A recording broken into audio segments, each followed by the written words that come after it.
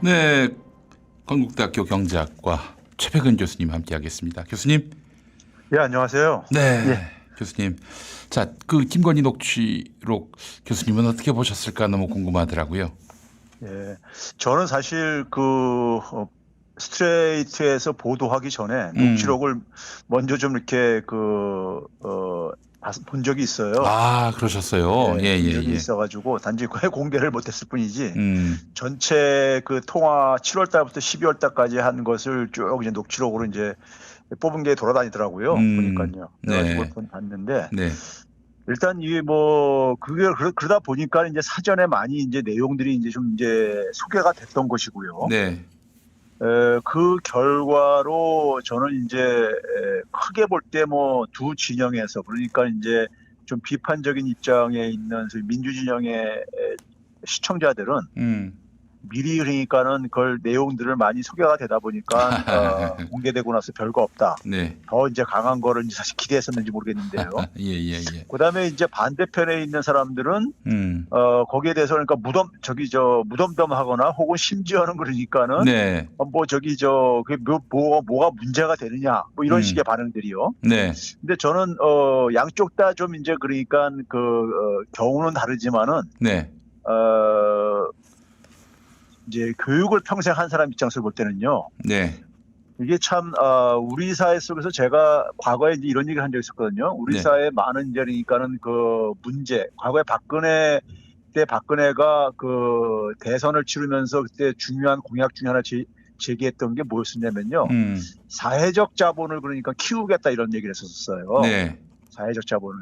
그래서 제가 이제 그때 뭐냐면은 얘기를 이제 일단 그 측근 중에 한 사람이 저한테 와가지고 박근혜 측근 중에 한 사람이 이름하면 다들 알만한 사람인데 네, 사회적 자본을 교수님이 평상시에 강조하는 사회적 자본을 구한다고 하면서 예, 그래서 내가 사회적 자본을에 대한 진정한 그러니까 진정성이 있으려면은 아버지가 했던 거, 즉 박정희 시스템에 대한 네, 반성부터 먼저 필요하다. 저는 이제 박정희 시스템의 문제를 저는 뭐 개인적으로 저희 세대는 그러니까 뭐 데모하다 고문도 많이 당하고 그랬기 때문에 그런 뭐 인권이라든가 이런 것은 저는 개인적으로 다 용서해 줄 수도 있다. 나 네. 개인적으로는. 예, 근데 그것보다도 더 큰 중요한 문제는 우리 사회가 그러니까 하나의 공동체를 운영하는 데 속에서 기본적으로 필요한 것들이 사회적 자본인데 신뢰라든가 유대라든가 이런 것들인데 이런 것들을 다 파괴시켜 버렸다.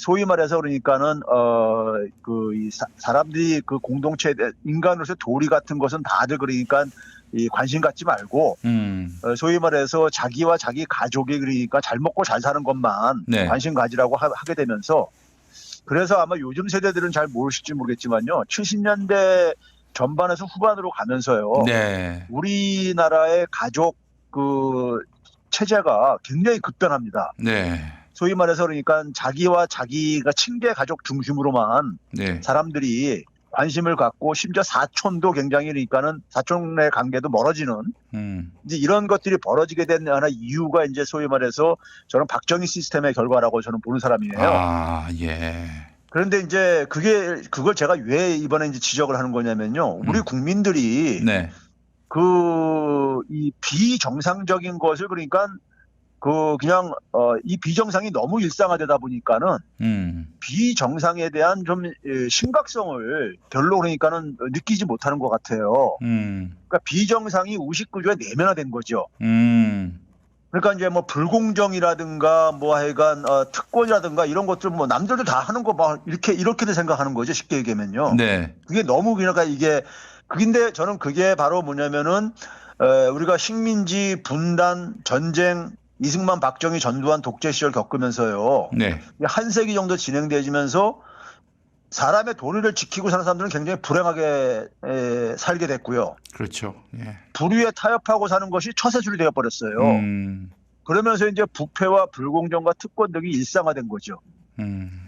그러다 보니까 우리나라 대통령이 되겠다는 사람의 가족에게 온갖 불의가 드러나도 그냥 네. 그러려니 하는 이런 것들이 네, 이번에 방송에서도 그대로 저는 확인됐다고 보는데 그러니까 예를 들어서 우리가 최순실 트라우마를 갖고 있잖아요. 네, 네, 근데 명백하게 김건희의 모습에서 우리가 제2의 최순실을 우리가 볼 수가 있었거든요. 아이고. 그렇죠? 예. 근데 거기에 대해서 이렇게 몇 년이나 지났다고 벌써 사람들이 이렇게 무감각해질 수 있는가? 그다음에 한나라의 저는 제가 어저께 이제 SNS에다도 그런 글을 올렸지만은 대학 교수들이 그러니까 양 캠프에서 그러니까 정책 개발에 많이들 그러니까 참여들 하는데 대학 교수라면 그래도 어쨌든 간에 그 중고등학교 선생님들을 제가 무시해서가 아니라 지식을 생산하는 사람들이다 보니까요. 네. 가장 최첨단의 지식을 접하는 사람들이라고요. 예, 예. 그런데 그 최첨단의 지식을 다루는 21세기에 다루는 이 대학 교수들이 지금 무속인에게 의존을 하고 있는 윤석열 부부요. 뭐 김건희 씨뿐만 아니라 윤석열 후보도 그러니까 사실 주술인 역술인에 의존을 하고 있으니까요. 네. 이런 의존을 하고 있는 것을 어떻게 저걸 저는 방치하고 있는가?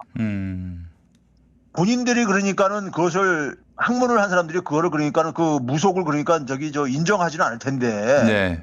어떻게 한나라 국가 경영을 하겠다는 사람, 자기들이 정책 개발을 지원해주는 하고 후보로 지원하는 사람이 그걸 이렇게 눈 감고 이렇게들 하고 있는가에 대해서 저는 굉장히 좀 자괴감이 느껴졌습니다. 네.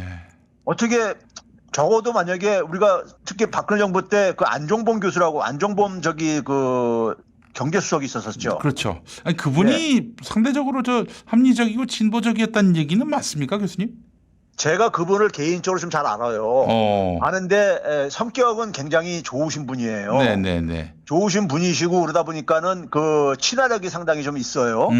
그런데 이제 뭐 이렇게 진보적이라고 할 건 없고. 아 그래요? 뭐 그런 소문이 있어서. 근데 이제 뭐냐면 이제 이렇게 남들하고 이렇게 갈등 빚는 걸 싫어하죠. 그러다 보니까 이제 뭐 진보적인 사람들의 말도 좀 귀를 기울이는 이런 이제 측면은 있겠죠. 네. 그래서 이제 그런 소문이 돌았는지 모르겠는데 안종범 수석이 어쨌든 간에 굉장히 불행한 결과를 자초했잖아요. 그렇죠. 예. 거기에 그 결과가 바로 그러니까 최순실이 관련돼 있었던 거잖아요. 그러면은 이런 것들을 우리가 목격을 했으면서 지금 그러니까 서울대 교수를 포함해서 많은 교수들이 이 윤석열 후보 캠프 애들 참여를 하고 있는데 네. 지금도 한번 봐보세요. 오늘 아침까지도 보게 되면은 윤석열 후보나 아니면 김건희 씨가 무속인들에게 의존하는 것에 대해서 내부에서 비판하는 소리가 없어요. 그게 드러났음에도 불구하고. 글쎄 말이에요. 그건 결국 뭐냐면은 과거에 최순실 때도 마찬가지였었잖아요. 누가 감히 그 여권 안에서 그 최순실을 비난하고 비판하고 그럴 수 있었겠어요, 그때. 그러니까 지금도 그러니까 윤석열 부부가 무속인에게 상당히 그러니까는 신뢰하고 의존하고 있다 보니까는 그거를 지적을 못 하는 거잖아요. 맞습니다. 예. 그러면은 결국은 뭐냐면 제2의 박근혜 사태, 최순실 사태가 대풀이 되지 말란 법이 어디 있는 거예요. 네. 그러면 그 속에서 대학 교수들이 학생을 가르치는 대학 교수들이 무속인에게 의존하는 사람을 정치인을 그러니까는 국가 경영을 맡기겠다고 하는데 참여를 하고 있다? 저 같으면은 이거를 완전히 끊어버리든지 아니면 제가 그러니까 떠나겠다. 이렇게 할 것 같아요. 이게 당연한 상식이라고 생각해요. 그럼 떠나버려. 뭐 이럴 것 떠나야 같아요. 되는 거죠. 근데 그거를 안 떠난다는 얘기는 뭐겠습니까? 그 얘기를 용기 있게 못 한다는 얘기는 뭐겠습니까요?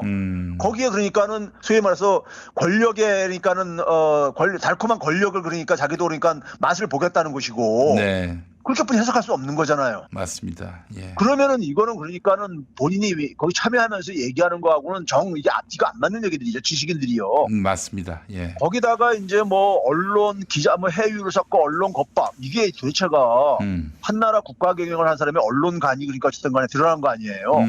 뭐 미투 여성 이런 거는 뿐만 아니라 거짓말 이런 것들이요. 네. 그런데 이런 것들을 그러니까 많은 사람들이 아니 뭐 그 정도 한 게 뭐가 이렇게 대수냐.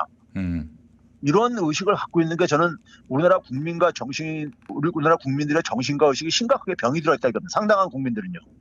적어도 한 30%는 이게 그러니까 거의 한 1세기 정도 이러한 우리가 삶이 불행한 시절을 우리가 겪다 보니까는 그게 이제 완전히 이제 우리가 청산이 안 된 거죠. 청산이 안 된 건데 만약에 이 문제를 그쪽에 있는 사람들이 근데 거꾸로 이재명 후보 부인인 예? 김혜경 여사한테 만약에 이런 통화가 만약에 공개됐다고 해보세요. 이거는 그러니까 무슨 완전히 아마 이재명 후보는 제가 볼 때 사퇴를 했을 겁니다. 본인이 이걸 본인이 이걸 감당하기 힘들어가지고 네. 용납하기 힘들어서 예. 창피해가지고. 예. 근데 우리가 소위 말해서 윤석열 후보 쪽에 있는 국민들이 한 30%는 그러니까 굉장히 정신과 의식에 어떤 병이 들었다는 것을 우리가 인정을 해야 될 것 같고요. 저는요. 네. 그 속에서 이 문제를 어떻게 해결해야 될 것인가. 제가 평상시에 종기도 우리 몸의 일부다 이런 표현을 쓰고 그러는데. 예.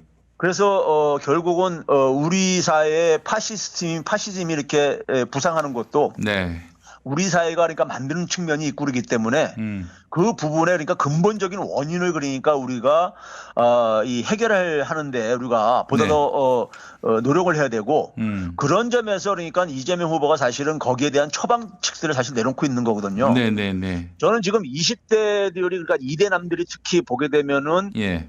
윤석열 지지가 굉장히 높다고 나오는 이제 여론조사들이 이렇게 있던데요. 그렇습니다. 예. 저는 거기에 그러니까 예를 들어서 그러니까 뭐 그 여가부 폐지 문제라든가 그다음에 선제 타격이라든가 이런 것들이 원인으로 지적하시는 분들도 있지만은 네.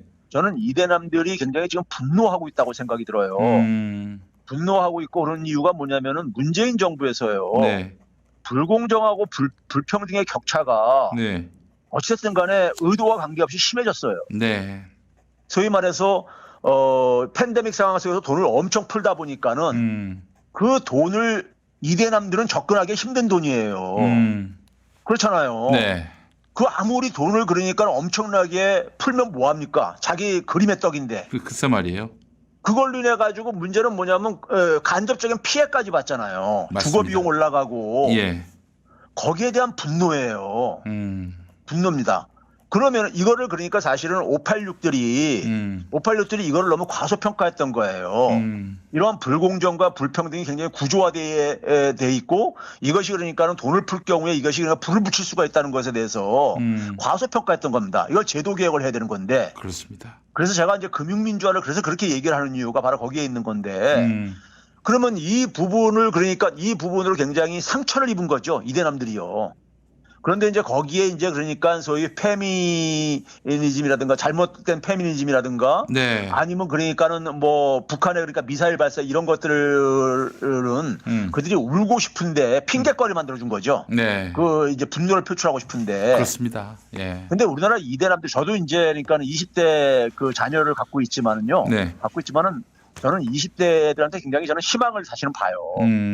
20대 우리나라 지금 문화 이끌고 있는 것도 20대들이 많이 가고 있습니다. 그럼요. 예. 그래서 저는 이대남들의 입은 이 상처의 근본적인 원인을 적극적으로 이거는 굉장히 그러니까는 제가 이제 무슨 그 SNS에서는 혁명적인 어떤 하나의 조치까지 필요하다 이런 표현을 썼는데 네. 실질적으로 그러니까 자기들의 자기들이 앞으로 그러니까 입은 그 불공정, 불평등 격차 이런 것들이 반복되지 않고 개선될 거라는 희망을 갖게 해줘야 되는 거예요. 그래야지만이 그 좀 마음을 좀 이제 돌리기 시작할 거라고 저는 생각이 들고요. 그런 점에서 그러니까는 우리 사회가 지금 그러니까 그 동안에 누적됐었던 어떤 비정상들이 지금 다 폭발하고 있는 겁니다. 네. 폭발하고 있는 것이고 그 폭발하고 있는 것 속에서 많은 분들은 너무 안타까워하고 있는 것이고 왜 우리 사회가 이렇게 비정상이 이렇게 되고 있는가. 아무리 이 정권 교체에 대한 목소리가 높아도 어떻게 저런 후보를 지지하는 사람들이 30%나 될 수 있는가.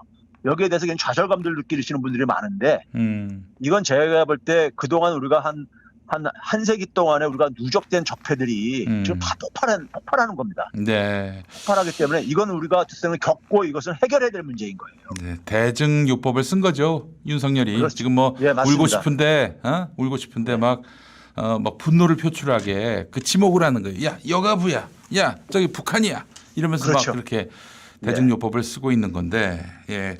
뭐 제가 갑자기 여기서 문자를 써서 죄송한데 해밍웨이가 한 말이 있어요. 잘못 통치된 국가를 위한 만능약은 잘못 통치된 국가를 위한 만능약은 통화 팽창과 전쟁이다. 두 가지 모두 일시적 번영을 가져오기도 하고 영원한 파멸을 가져오기도 한다.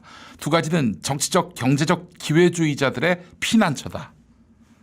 이런 굉장히 많은 의미가 함축되어 있네요. 예. 요거 사실 뭐 제가 찾아낸 게 아니라 이봉수 교수님이 쓰신 칼럼 보고 아, 예, 제가 그러시군요. 메모를 네. 했습니다. 예.